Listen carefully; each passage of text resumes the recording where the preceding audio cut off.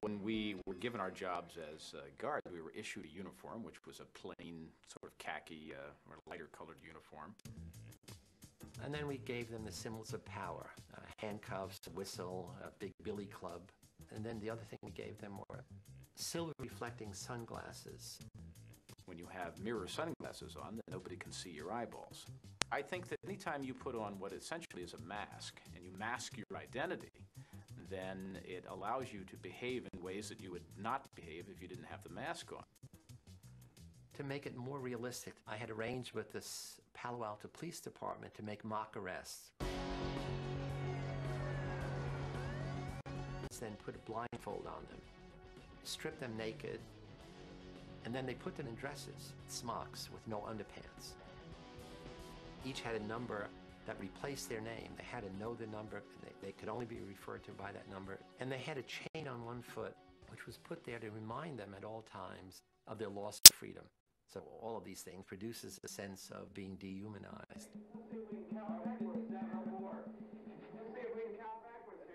On the first day, I said, this is not going to work. I mean, the guards felt awkward giving orders, and they'd say, okay, line up, repeat your numbers, and the prisoners start giggling. I don't want anybody laughing. 3, 2, 1. And then a very interesting thing happened. Dave Eshelman, who the prisoner's named John Wayne, like he's a Wild West cowboy, he begins to be more extreme. I decided that I would become the worst, most intimidating, cruel prison guard that I could possibly be. I've seen the future that you do work when you're told. Say it again. Say bless you, correction officer.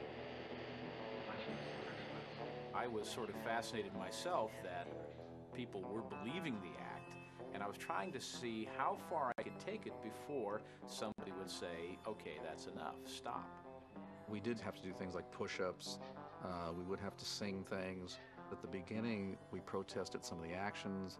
We did things to irritate the guards.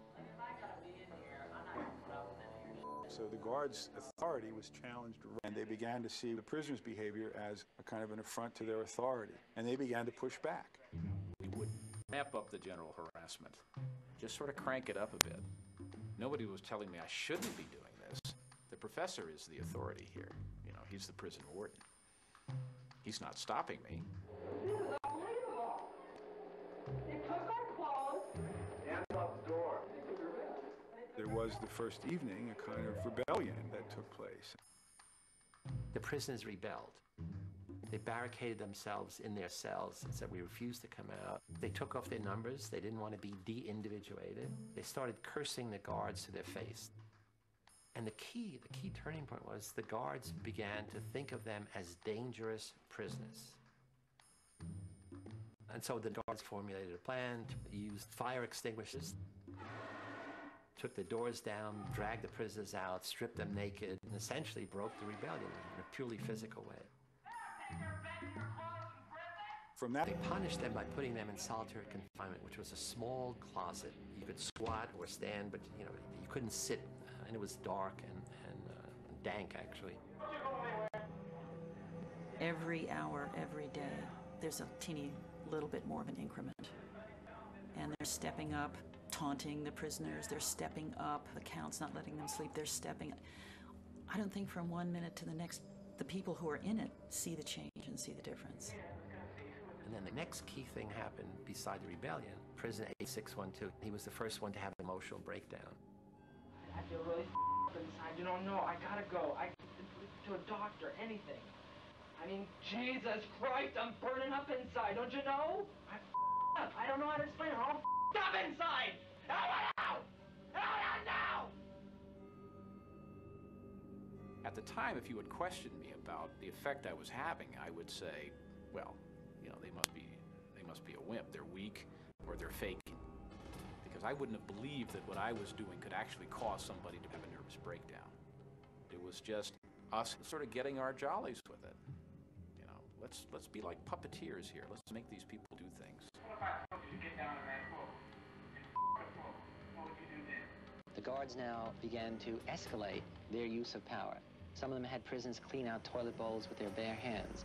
They now taunt, humiliate, degrade the prisoners in front of each other, and they exert arbitrary control over the prisoners. They keep thinking of more and more unusual things to do, and very soon after the fourth day, things begin to turn sexual. You be the bride of Frankenstein, and you be Frankenstein. I want you to walk over here like Frankenstein and say that you love the man. If you want to fully sort of humiliate somebody, then you want to get them in those things that where their biggest fears are. And a lot of us have a lot of sexual hang-ups, and so that was part of that effort to humiliate them even further. Get up, bro. I love you, Jordan. I love you, Jordan. You're smart, Jordan. You get down here and do 10 push-ups. Every day after that, another prisoner broke down in a similar way. Extreme stress reaction. And we released another one on Tuesday, Wednesday, Thursday.